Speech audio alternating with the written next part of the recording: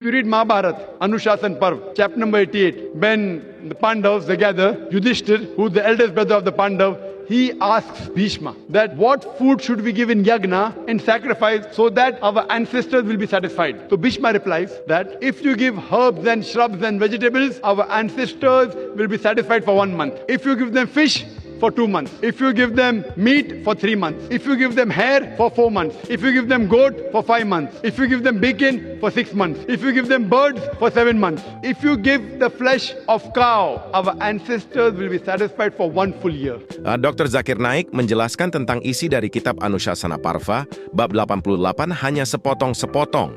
Anushasana Parva adalah kitab ajaran atau nasihat, terutama setelah Perang Bharatayudha selesai.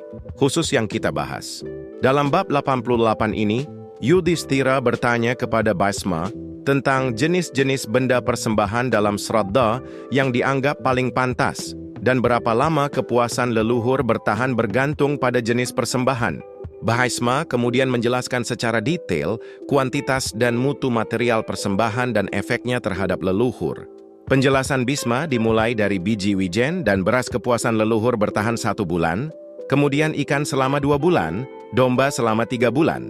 Namun untuk memuaskan leluhur selama 1 tahun, Dr. Zakir Naik mengatakan mempersembahkan daging sapi.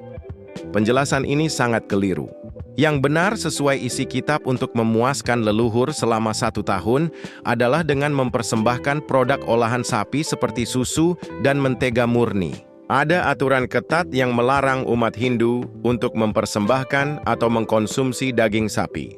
Selanjutnya yang tidak disebutkan oleh Dr. Zakir Naik di mana untuk memuaskan leluhur selamanya adalah dengan memberikan kalasaka, yaitu di Indonesia identik dengan daun lobak, serta mempersembahkan bunga kancana, yaitu bunga yang berwarna keemasan.